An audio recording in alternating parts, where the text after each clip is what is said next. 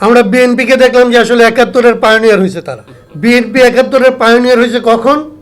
যখন আসলে সে সংস্কারকে এত গুরুত্বপূর্ণ মনে করে নাই। সংস্কারকে কারা গুরুত্বপূর্ণ করছে?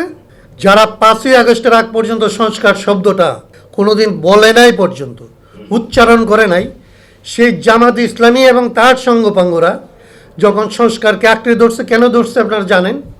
যে ২৪কে আঁকড়ে ধরে সে আসলে ৭১কে ঢেকে দিতে চাইছে। এই জুলাইয়ের ২ বছর পরে রুমিন যেটা বলছিলেন, কিংবা আসলে সামান্তা যেটা বলছেন, বা অন্যরা যারা বলছেন, তাদের সবাই বিষয়গুলিকে যদি আসলে বিবেচনায় নিয়ে কথা বলি, তাহলে আজকে দেখতে পারবো যে যত এটা নিয়ে যাই বলি আমরা, এই বোধ কিন্তু তৈরি হয়েছে যে আমরা আসলে ৪৭-এ যেরকম প্রতারিত হয়েছিলাম, ৭১-এ যেরকম প্রতারিত হয়েছিলাম, ৯০-এ যেরকম প্রতারিত হয়েছিলাম, ২৪-এ এরকম প্রতারিত যাতে আমরা না হই, তার জন্য আমরা যারা আসলে একটু সতর্ক ছিলাম তারা ব্যর্থ হয়েছে।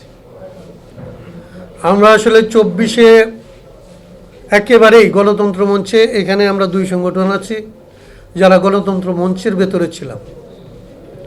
আমাদের জায়গা থেকে একটা খুব বড় রকমের চেষ্টা ছিল, বিগত ৯০ থেকে এটা শিক্ষা ছিল আমাদের, যে আন্দোলনে অনেকগুলো দাবি দেওয়া থাকে, অনেক শ্রেণী পেশার মানুষ থাকে, অনেক গোষ্ঠী থাকে, তাদের দাবি দেওয়া থাকে, কিন্তু লড়াইটা যত তীব্র হইতে থাকে তত আসলে দাবি দেওয়াগুলি পেছনে যাইতে থাকে, এবং একসময় একটা দাবি সামনে আসে যে এক দফা এক দাবি, অমুক তুই কবে যাবি। ৯০-এর অভিজ্ঞতা এরকম। আমরা এইবার চাইছিলাম ২৪-এ যে এইরকম কোনো একটা এক দফা, যে লড়াই করতে থাকবে, আন্দোলন হইতে থাকবে, তারপরে গিয়ে একটা পর্যায়ে একটা রাজনৈতিক দল বলে দেবে যে অমুকে কি, অমুক তুই কবে যাবি। এইটার মধ্যে আন্দোলনটাকে আসলে কুক্ষিগত করে ফেলার কিংবা সীমাবদ্ধ করে ফেলার যে চেষ্টা থাকে, গণতন্ত্র মঞ্চ এবার এই ব্যাপারে খুব সতর্ক ছিল।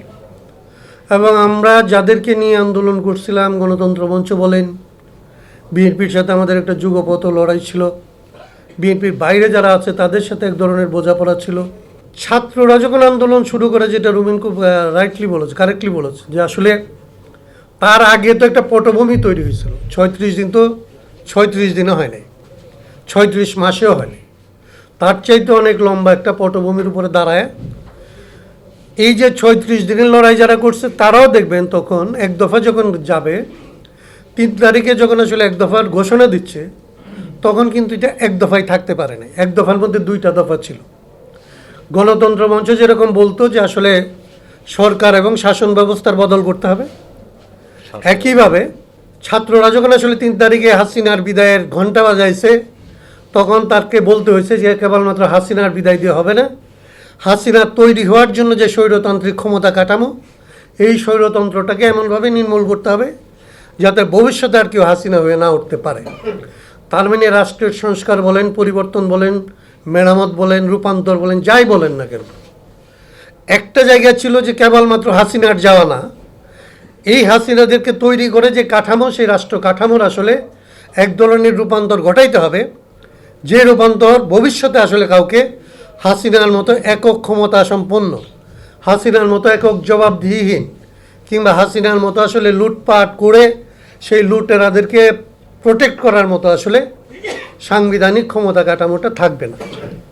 এখন এটা নিয়ে সামান্তা তারপরের অনেক পর্ব ব্যাখ্যা করছে যে কি হয়েছে কি হয় নাই, আমরা এটা একটা আলাপের মধ্যে দিয়ে পারবো না। কিন্তু যেইখানে আসলে সবাই মিলে আলাপটা আনছে যে আমরা প্রায় প্রতারিত যে হইলাম, এই জায়গাটা ধরে আজকে যদি বলি যে এইটা হচ্ছে সংকট, তাইলে এই সংকটের অনেকগুলো ফিচারের কথা আমাদের আলোচকরা বলছে, যেটা আলাপ অনেকাংশে আসছে। তারপরে আমি আরেকটু পিন পয়েন্ট করতে চাই, এইবারের এই সংকট দেখবেন যে অন্যান্য সংকটের মতোই শাসক শ্রেণী কী করে, সবসময় আমাদেরকে বিভাজিত করে এবং শাসন করে। এটা উপনিবেশিক শাসনের যে কাঠামোর কথা আমরা বলি, এই কাঠামোর একটা জায়গা হচ্ছে একদম ব্রিটিশদের কাছ থেকে আমাদের শেখা ডিভাইড অ্যান্ড রুল। এইবার দেখবেন যে, এবং প্রত্যেকবার আন্দোলনের মধ্যে দিয়ে আসলে জনগণের যে ঐক্যটা তৈরি হয়, আন্দোলনের পরে সেই ঐক্যটাকে ভাঙার একটা উদ্যোগ এবং পরিকল্পিতভাবে এই পরিকল্পনাটা দেখা যায় না, এমন শিল্পসম্মতভাবে এই বিভাজনটা তৈরি করা হয়। এইবার ধরেন একেবারে যদি সব কথা আলাপ বাদ দিই, তাইলে এখন কি দেখবেন, আমি নিউ এজের আসলে সম্পাদকের কথা বলি, নুরুল কবির বলতেছিলেন যে আসলে মানুষ রুমাল চেপে বিএনপিকে ভোট দিছে। তো একই কথা তো এর চাইতে উল্টা দিকেও সত্য, যে মানুষ তো রুমাল চেপে না, তার সাথে আরও কিছু চেপে জামাতকেও ভোট দিছে। তো অর্থাৎ বিভাজনটা হয়েছে এরকম যে আপনি হয় জামাতকে ভোট দেবেন অথবা বিএনপিকে ভোট দেবেন, সেটা আপনি রুমাল চেপেই তাকে দিতে বাধ্য হবেন। তার কারণ মাঝখানে ৭১কে ধারণ করে, ৯০কে ধারণ করে, ২৪কে ধারণ করে, সমস্ত জনগণের জন আকাঙ্ক্ষাকে ধারণ করে এই রকমের কোনো রাজনৈতিক শক্তিকে মাঝখানে দাঁড়াইতে দেওয়া হয়নি। কি হয়েছে? খুব চমৎকার খেলা হয়েছে। আমরা বিএনপিকে দেখলাম যে আসলে ৭১-এর পায়োনিয়ার হয়েছে তারা। বিএনপি ৭১-এর পায়োনিয়ার হয়েছে কখন? যখন আসলে সে সংস্কারকে এত গুরুত্বপূর্ণ মনে করে নাই। সংস্কারকে কারা গুরুত্বপূর্ণ করছে? যারা ৫ই আগস্টের আগ পর্যন্ত সংস্কার শব্দটা কোনোদিন বলে নাই, পর্যন্ত উচ্চারণ করে নাই, সেই জামাত ইসলামী এবং তার সঙ্গপাঙ্গরা যখন সংস্কারকে আঁকড়ে ধরছে, কেন ধরছে আপনারা জানেন? যে ২৪কে আঁকড়ে ধরে সে আসলে ৭১কে ঢেকে দিতে চাইছে। এখন ৭১কে ঢেকে দেওয়া কিংবা ৭১কে দিয়ে ২৪কে ঢেকে দেওয়া, এর ভেতরে মাঝখানে যারা আসলে শক্তি হয়ে উঠতে পারত, এখানকার জনগণ যে রাজনৈতিক শক্তিটাকে আসলে পরিত্যাগ করার জন্যে প্রচলিত রাজনৈতিক দলগুলিকে বাইরে রেখে এই সামান্তাদের মতো মানুষদের উপরে যারা আসলে নির্ভর করতে চাইছে, তারা আসলে নিজের জায়গায় আর দাঁড়ায় থাকে নাই। গণতন্ত্র মঞ্চ এবং এই এনসিপি কিংবা আমরা যদি বলি, ওইভাবে নাম না ধরে বলি, যদি আমরা যারা আসলে বাংলাদেশে একটা নতুন রাজনীতি তৈরি করব বলে আসলে দাঁড়াইছিলাম, আমরা যে মাঝপথে দাঁড়ায় থাকতে পারলাম না, আমাদের নেতৃবৃন্দ যে হয় ৭১-এর দোহাই দিয়ে আসলে কয়েকটা আসনের জন্য বিএনপির দিকে, অথবা সংস্কারের দোহাই দিয়ে কয়েকটা আসনের জন্য জামাতের দিকে আমরা যারা চলে গেলাম, মূল প্রতারণাটা জনগণের সাথে আমরা করছি। আমরা আসলে নিজেদের প্রতারণা ঢাকার জন্যে সবসময় বিএনপি কিংবা জামাত ইসলামী কিংবা আওয়ামী লীগ এদেরকে প্রতারক হিসেবে বলতে চাই। এরা যে প্রতারক বাংলাদেশের মানুষ তো এটা জানে। এরা যে প্রতারক এটা তো অনেক আগে থেকে পরিষ্কার। এরা প্রতারক বলে এরা ১৭ বছর আন্দোলন করছে, জনগণ তাদের পেছনে জড়ো হয় নাই। জনগণ জড়ো হয়েছে তাদের পেছনে যাদেরকে মানুষ এর আগে আসলে পরীক্ষা নেয় নাই, যাদেরকে মনে করছে যে এরা পরীক্ষিত, এরকম প্রতারক না। সেরকম জন্যই এই সমস্ত অজ্ঞাত মানে অখ্যাত তরুণদেরকে জাতির নেতা হিসেবে ভালোবেসে তাদেরকে সামনে দাঁড় করাইছিল। গণতন্ত্র মঞ্চের মতো একটা ছোট্ট একটা এনটিটিকে বাংলাদেশের মানুষ এইখানকার সংস্কারের লড়াইয়ের একটা নেতৃত্বদানকারী সংস্থা হিসাবে দেখতে চাইছিল। সেই সংস্থা দুইটার মধ্যে সামান্তা যেটা বলছিল যে আমাদের এখানকার রাজনীতির যে গরম, মানে আমরা কোনো না কোনো একজন নেতাকে অথবা কয়েকজন নেতাকে সমস্ত আন্দোলন সংগ্রামের নেতৃত্ব দিয়ে থামি না, এটার মালিকানা দিয়ে দিতে চাই।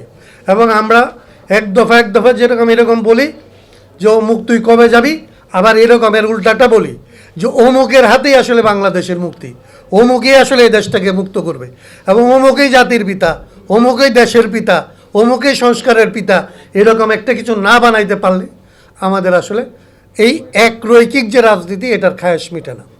সেই জন্যে বাংলাদেশের সংকটের যে জায়গাগুলি আপনারা বললেন, এটার একটা সংকট হচ্ছে রাজনীতিতে, একটা সংকট যেরকম রাষ্ট্রের মধ্যে আছে, রাষ্ট্র কাঠামোর মধ্যে আছে, একইভাবে এর রাজনীতি এবং রাজনৈতিক সংস্কৃতির মধ্যে একটা জটিলতা আছে।